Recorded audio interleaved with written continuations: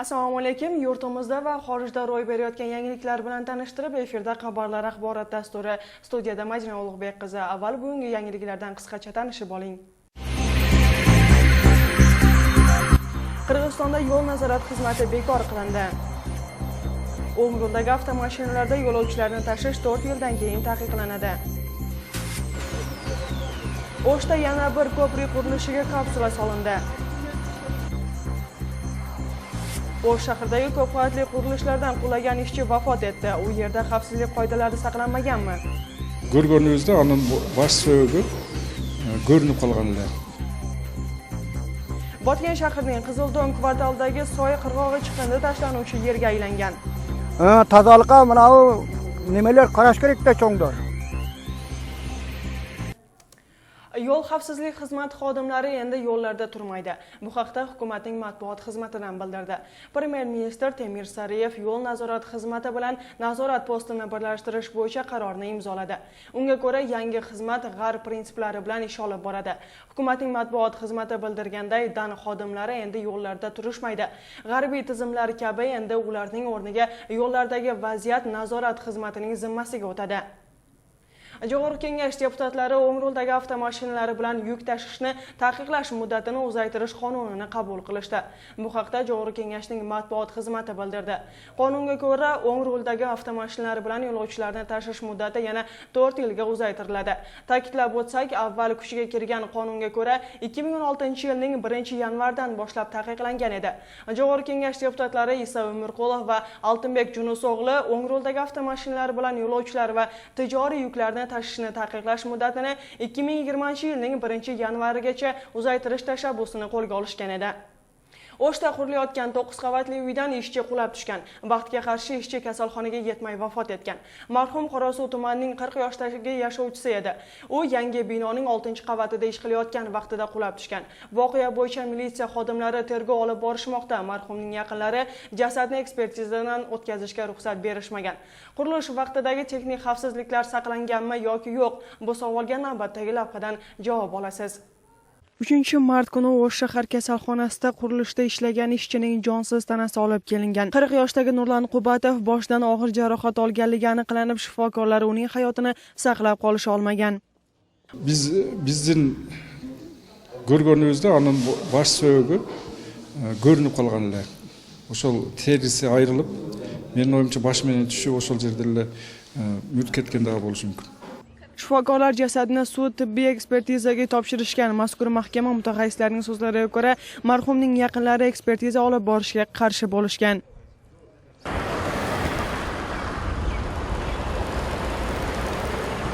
Ish vaqtida vafot etgan Nurlan Qubatov mazkur binoning 6-qavatidan qulab tushgan.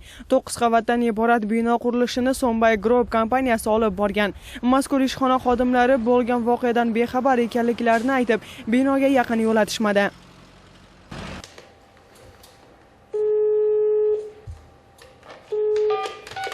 Hozirda mazkur ish militsiya nazoratida, tergov ishlari olib borilmoqda.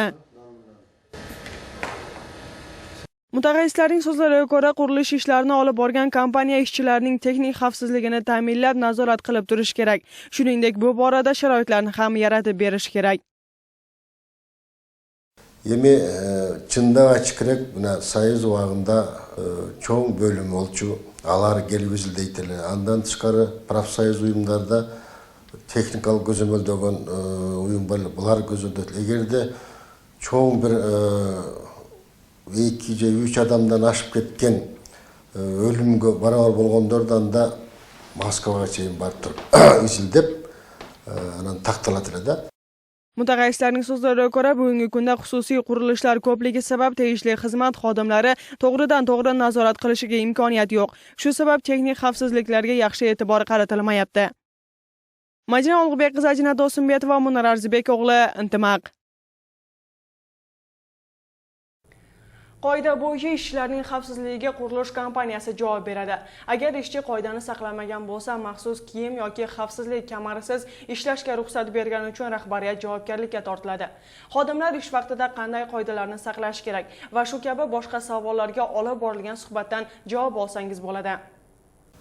Qurilish obyektisining баягы строген план баягы генералдык план, стройген планда ошол баягы кирген транспорттун жүргөн жолдорунан бери көрсөтүлөт ал жерде. Ошол боюнча ошол жерде объекттин картасы, объект өзүнчө толугу менен баягы аймак, аянт тосулуш керек. Ошо жогоруда сиз айткан эрежелерди сактоо үчүн аны ким көзөмөлдөш керек жана кандай шарттар түзүлүш керек да ушу жумушчуларга? Тосмолор кетет, ал тосмолор тосулуш керек. Баягы бийик кабаттарга чыкканда тосмолор тосулуп, жумушчулар ошол коопсуздугу аерде камсыздалыш керек да. Мына ушу көп кабаттуу курулуштарда иш жүрүп жатканда баягы жумушчу кандай эрежелер сакташ керек жана алардын формалары кандай болуш керек өзү? Сөзсүз түрдө ошол курулушка тиешелүү байланыштуу баягы спецовка деп коет, баягы атайын кийимдерди кийиш керек. Баягы кийимдеринен бери бут кийимдери, баш кийимдери, каска. Андан тышкары жумуш аткарууга кетүүчү бүт колунда инструменттер болуш керек. Bugun Osh shahridagi Isanov va Lenin ko'chalarini birlashtiruvchi ko'prik qurilishiga kapsula solish marosimi bo'lib o'tdi. Ko'prik uzunligi 36 metr, eni piyodalar uchun yo'lakni hisobga olganda 22 metrni tashkil qildi. Yo'lning umumiy uzunligi 454 metr, smeta narxi esa 73 million so'mni tashkil qiladi. Mablag' Navoiy ko'chasidagi ko'prikni qurishdan tejalgan pul hisobidan ajratilmoqda. Ta'kidlab o'tsak, mazkur mablag' hisobidan Tilaka Botir ko'chasidagi Soybo'yi ko'chasiga o'tuvchi ko'prik qurilishi ham boshlanish arafasida. Ушул көпүрөдөн дагы бир белгилеп кетчү нерсе 25 миллион сомдун үнөмдөлүшү болжолдонуп атат. Ошол үнөмдөлгөн акча каражатына Кудай буйруса, мына жакынкы арада биз 3-чү көпүрөнүн курулушун баштайбыз. Jalolobod shahridagi sotuvchilar ijtimoiy to'lovlarning qimmatligi sabab norozilik bildirib chiqishdi. Ular soliqlarga bo'lgan to'lovlarni ozaytirishni talab qilishgan. Sababi yuqori summadagi to'lovlarni to'lash ular uchun qiyin bo'lmoqda. Soliq xizmatining xodimlari esa mazkur masalani qonun doirasida qarab berishni va'da qilishmoqda. Sotuvchilarning noroziliklari haqida navbatdagi lavhada. 2 жыл ичи хотя бы кризис учурунда бизге салыкты азайтып бериңиздерди баары суранабыз. Bozorda savdo sust bo'layotgan vaqtda ijtimoiy to'lovlarni to'kish sotuvchilar uchun qiyin bo'lmoqda. Shu sababli ular ijtimoiy fond boshqarmasiga to'lovlarni kamaytirib berish talabini qo'yishmoqda. Bugungi kunda savdo nachar. Muna 3 oylab hech qanday savdo bo'lgan yo'q. Bular ko'taramiz deb atat, el qiynaldi. Elning 90% kreditda o'tirishadi. Kreditini to'lay olmay, arendaсын to'lay olmay, bugun qiynalib жаткан кезде Bulardan sağlık sayasatı to'g'ri emas yurgizib atganini o'zinglar ko'rib turasizlar. El norozi. El norozi bo'lib, kelib o'zim go'y-go'yini aytayin deb to'ptalgan uchuru. Norozi tomon bilan ijtimoiy fond boshqarmasining rahbariyati uchrashdi. Ular soliq turlarini kamaytirib berishni muhokama qilishdi. Ayrimlari ixtiyoriy patent orqali qolsin desa, ayrimlari esa guvohnoma bilan to'lovni amalga oshirishni ma'qullashdi. Yaxshi foyda topsa bu yerga kelaveramiz. Yo'q, ma'lum aytib qo'y, o'sha xizmatlash qilib chiqmaydi ошол. Bo'ltiranda бүт республика bo'yicha o'tkazgilanda bor. Негизинде алыңыздар, ошого мыйзам бар. Nega arendada to'lovdasizlar sanarsiz? Он chiqmaysiz o'zi. Sağlıkты bular o'tgan yili 2 barobar ko'targan. Endi hozirdaги 2 barobar ko'tarayotgan ko'taramiz degandен el norozi bo'lib kelib o'tiradi. Norozi sotuvchilarning arizalari yaqin kunlarda ko'rib chiqiladigan bo'ldi. Buning uchun tegishli mutaxassislardan tuzilgan komissiya masalani o'rganib chiqib, qonun doirasida chora ko'radi. Endi bu so'z to'lamlari kelajakda o'zlarining pensiyasi bo'ladi. Qariliq kelganda o'zini qariliq kelguncha o'zini qamsыздандырыш kerak. Agar shunda o'zingiz o'zi qamsыздандырып ay sayin to'lab tursangiz, ay sayin staj жыл төлөсөңөр жылдык стаж кетет дагы. Ошо адамдар келечекте пенсия жашына келгенде ошо керектүү стаж толук болсо, аялдарга 20 жыл, эркектерге 25 жыл толук болсо, ушулар келечекте жакшы пенсиябызды камсыз кылып беребиз деп мен ошо барын түшүндүрүп бердим. Ta'kidlab o'tsak, o'lkada sug'urta to'lovlari o'tgan yili 1% ga qimmatlagan. Bu vaqtgacha tadbirkorlar o'rtacha ish haqidan 2%, konteyner ishlatganlar esa 5% dan to'lashgan. Sug'urta to'lovlarining o'sishi 2024-yilgacha davom etdi. Botken shahrining Qizildo'ng kvartalidagi soy cheti chiqindi tashlanuvchi joyga aylangan. Mahalliy yashovchilar chiqindi to'kiluvchi mashina yo'qligi sabab ilojsizlikdan suv bo'yiga tashlashayotganliklarini aytishmoqda. Biroq bunday holat ularga noqulaylik yaratgan. Kun isib undan yoqimsiz hid chiqadi. Qizildo'ng kvartalidagi bu muammo va Botken shahridagi tozalik to'g'risida navbatdagi lavhadan tanishasiz. Botken shahrining Qizildo'ng boshqarmasining Turmatov va Abduraimov ko'chalarining kesilishidagi soy chiqindilarga to'lib yo'lovchilar uchun noqulaylik yuzaga keltirmoqda. Vaziyatni izga solish uchun shahar hukumati mahalliy yashovchilarga bir necha marotaba tushuntirish ishlarini olib borishgan, lekin undan natija chiqmagan. Bir aldın tazalağanbız. Keçe жақын деле. Эми дагы элeken топтолуп атат да эми. Ошо. Тазалык азырынча жакшы иштеп атат, тазалык ишканасы. Түшүндүрүштөрдү элдерге түшүндүрүп, көчөдөгү немелерге, көчө башчыларга айтып, кээ бир маарекелерде түшүндүрүп, таштабанан неме болгондо ошо мечитте айтылып атат эми. Элдерге айтып түшүндүрүштөр болуп атат эми. Таза кармайык, неме кылып деп. Баар элдерге жакшы түшүндүрмө иш алып барып атабыз. Kvartal yashovchilari bunday vaziyat yuzaga kelishiga mazkur hududga chiqindilarni tashish uchun maxsus mashinalarning yo'qligi sabab bo'lishini aytishmoqda. Shu sabab yashovchilar chiqindilarni mazkur soyga tashlashga majbur bo'lishmoqda ekan. Mana yerga bir küçüklerdi, aynigan narsalarni olib kelib to'ksa, sumuning jiti mana yerdan o'tganlarga burulda urib turadi. Bunday biz odam bo'lganimizdan keyin, misolga aytganda, yel bo'lganimizdan keyin bu yerda ham yel yashaydi ekan deb bir mashina jo'natib, tozalikqa mana nimalar qarash kerakda cho'ngdor. Botken tozalik ishxonasi esa kvartal yashovchilari aytgan so'zlarni inkor etishadi. Sababi haftaning seshanba kunlarida mazkur hududdan maxsus mashina chiqindilarni olib chiqib ketadi. O'tgan yilning dekabr oyida esa soy bo'yidagi chiqindilar tozalanib yashovchilarga tushuntirish ishlari olib borilgan, lekin suv bo'yi qayta o'z holiga kelib qolgan. Batken shahri Qizildo'ng kvartalının soy bo'yida yashagan ellerden suranıch har jumanın 2-chi kuni mashina boradi. Taşlandığını çıkarады.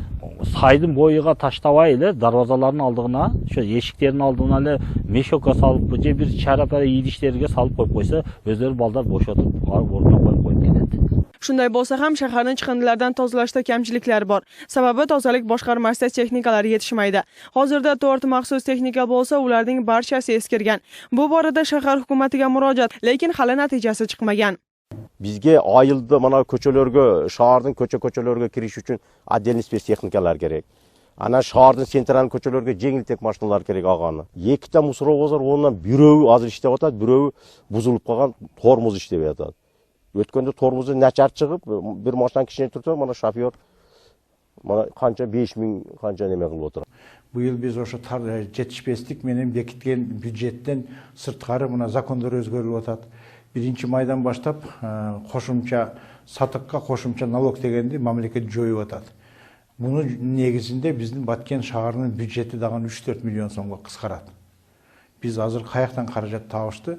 Техника алыш эмес, баягы эң зарыл иштерибиз, эмгек акысыга дагы айлыкты араң жеткиргени турабыз азыр. Ушундай абалдабыз. Эми мэрия казнаны толтуруш үчүн башка дагы булактарды издеп иш аракет кылып атабыз.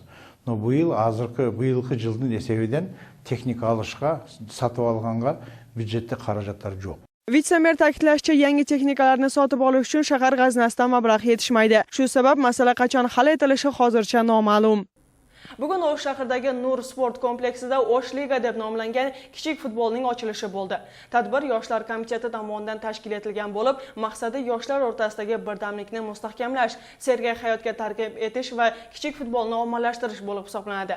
Bellashuvga hududiy kengashlardan 14 yoshdan 18 yoshgacha bo'lgan maktab o'quvchilari va talabalar tashkil etilgan 12 jamoa ishtirok etdi. Tadbirni O'sh shahrining vitse-meri ochib berdi. Hozir O'sh shahrida O'sh liga atalışındагы жаштар арасында атайын мини футбол боюнча мелдеш башталды. Ушул иш-чаралардын баардык негизги максаты ушул жаштарга шарт түзүү аркылуу спортко кызыктырып, ушул мекенчиликке тарбиялоо, дени сакташууга үндөө. Intimaq turli kasb egalari bilan tanishtirishda davom etadi. Bu galgi qahramonimiz beshik yasovchi usta Xotam Sodiqov. U 35 yildan beri beshik yasash bilan shug'ullanib, uning turlarini ko'paytirish ustida izlanmoqda. Beshik usta bu hunarga farzandlarini ham o'rgatmoqda. Beshikning yasalish yo'llari bilan muxbirimiz tanishib qaytgan. Dastlabki beshik eramizdan avvalgi 1-asrda yasalgan. U arxeologik tadqiqotlar vaqtida O'rta Osiyoning 7 suv vodiysida topilgan. Demak, ota-bobolarimiz qadimdan yangi tug'ilgan go'dakka alohida e'tibor berib, tarbiyani beshikdan boshlashgan.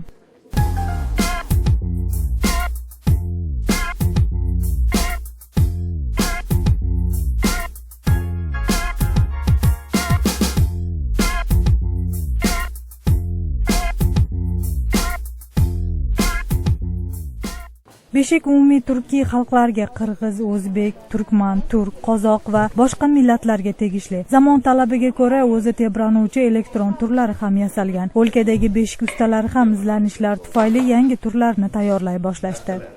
Qurg'agandan keyin bir chekkadan arilab, zagotовка qilib kesiladi. Har xil razmerga qilib. Misol mollari boshqa razmer, ichi boshqa, hamma har xil razmerda. Motorchilar qo'yishib qilishyapti deydi. O'zi vaqti kelganda, bola yig'laganda o'zi tervatadi deydi. Hali unga biz o'shda Qirg'izistonda yetishmadi hech kim. Bu hunarga bolaligidan qiziqqan Xotam Sadiqov 35 yildan buyon beshik yasaydi. Yog'ochlarini quritishga 1 yil vaqt kerak. Hozirda jihozlari va yog'ochlariga turli naqshlar tushirilib, tuvaklari esa oyna va yelim idishlardan tayyorlanmoqda. Bir oy ichida Xotam Sadiqov beshikning 15-20 donasini yasaydi. Men shu hunarni o'rganganimdan juda ham xursandman. Bola chaqalarimni halol mehnat qilib, mana shu beshik pullariga boqqanman. Tirikchiligimiz shu, bundan boshqa tirikchiligimiz yo'q. Xudoga shukr. Ozmi ko'p beryapti, tirikchilik qilyapmiz. Beshiklarning bozordagi narxlari to'g'risida aytsak, o'rtacha 1000 so'mdan 5000 so'mgacha archadan yasalgan beshik 10000 so'mdan yuqori turadi. Beshikning jihozlari 1000 so'mdan baland. Yosh bolalarga o'ynash uchun yasalgan beshiklar ham sotiladi. O'sha beshik olib berdim nerime. Hozirgi yoshlar manej badayim olib, o'dan orada bu yaxshi. Quruq bo'ladi, toza bo'ladi, bolaning nemesida yaxshi jatqanada o'shanga men beshik olib berdim qizimga. Tuvelik, enelik, eme estelik. Hozir mana bunaqa beshiklar chiqdi, mana bunaqa jillari boshqacha qilib, o'ymalari bilan chiqdi, ornamentlari bilan. Ko'pchiligi mana bunaqa oladi, skromliroq bo'lsin deb. Bir xilgisi mana bunaqasini oladi. Buni uzunlari boshqacha qilingan ornament. Beshik O'rta Osiyolik ayollarning yordamchisi bo'lib sanaladi. Beshikning qachon paydo bo'lganini hech kim bilmaydi. Shunday bo'lsa ham ko'chmanchilarning bebaho topilmalaridan biri bo'lib sanaladi. Bizning qahramonimiz 20 yoshidan beri beshiklar yasab, xalqqa xizmat qilib keladi.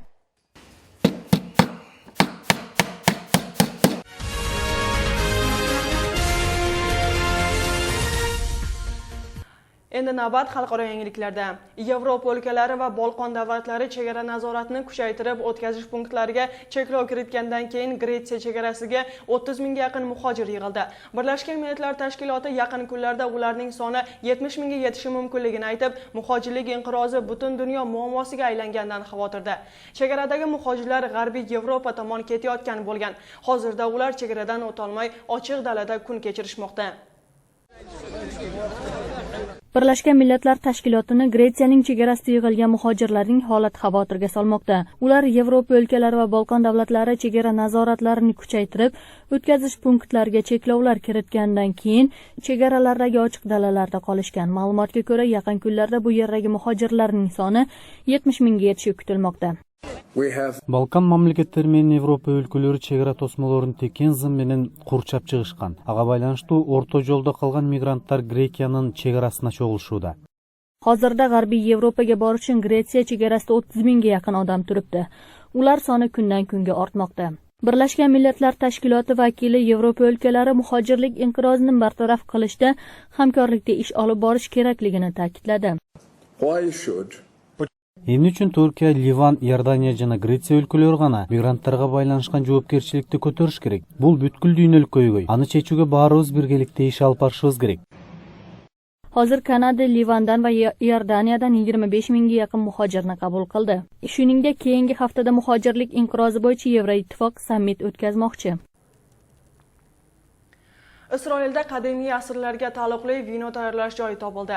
Mutaxassislarning so'zlariga ko'ra, unga 1600 yil bo'lishi mumkin. Mazkur yer Yerusalimdagi eski harbiy bazaning o'rnidan topilgan. Qiziqarlisi, u yerda qadimiy asrlarga tegishli joy bor ekanligi haqida hech kim bilmagan. Arxeologlarni hayron qoldirgan joy haqida navbatdagi lavhada. Isroildagi arxeologlar eramizdan avvalgi davrga taalluqli vino tayyorlaydigan joy va hammom topishdi.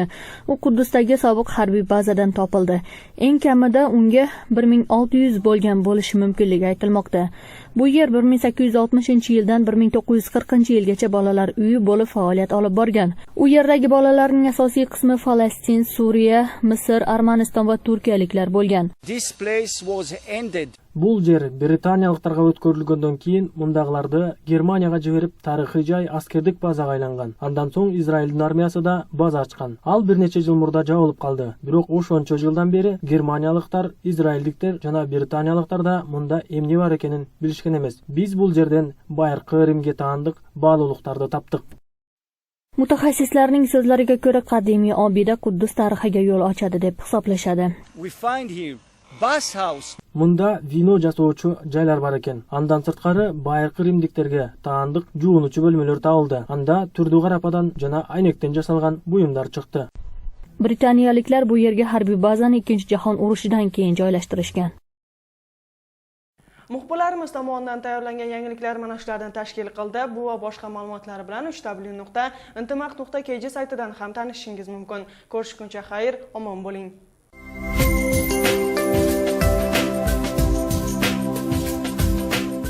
Assalomu alaykum. 5-martga olingan ob-havo ma'lumoti bilan tanishib oling. Ob-havo dasturining homiysi Biz gazetasi. Biz gazetasi orqali yurtimiz va dunyodagi muhim voqealardan xabardor bo'ling. Biz xolis nazar solamiz. Qirg'iziston Respublikasi ob-havoni kuzatish markazining xabar berishicha, ertaga yog'ingarchilik kutilmaydi. Shimoliy g'arbdan esgan shamol tezligi sekundiga 3-8 metrga yetadi. Havoning harorati kechasi Chuyubsida 5 darajalik, kunduz esa 18-23 daraja issiq bo'ladi. Talasubusda kechasi 5 darajalik, kunduz esa 17-22 daraja issiq. Issiqko'lobusda kechasi 1-6 daraja sovuq, kunduz esa 7-12 daraja issiq. Norinobodda kechasi 5-10 daraja sovuq, kunduz esa 5-10 daraja issiq bo'lishi kutilmoqda. Batkenobodda kechasi 2-7 darajalik, kunduz esa 18-23 daraja issiq bo'ladi. Jalolobodda kechasi 3-8 daraja, kunduz esa 19-24 daraja issiq.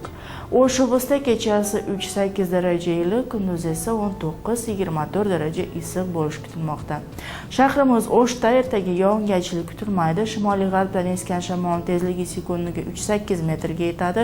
Havoning harorati kechasi 6-8 darajalik, kunduz esa 21-23 daraja issiq bo'lishi kutiladi. Poytaxtimiz Bishkekda ertaga yog'ingarchilik kutilmaydi. Havoning harorati kechasi 2-4 darajalik, kunduz esa 21-23 daraja issiq. Sizlar 5-martga olingan ob-havo ma'lumoti bilan tanishdingiz. Ob-havo dasturining homiysi Biz gazetasi. Biz gazetasi orqali yurtimiz va dunyodagi muhim voqealardan xabardor bo'ling. Biz xolis nazar solamiz. Ob-havo ma'lumoti bilan esa men sizlarni Dilafruz Dajanova tanishtirdim. Salomat qoling.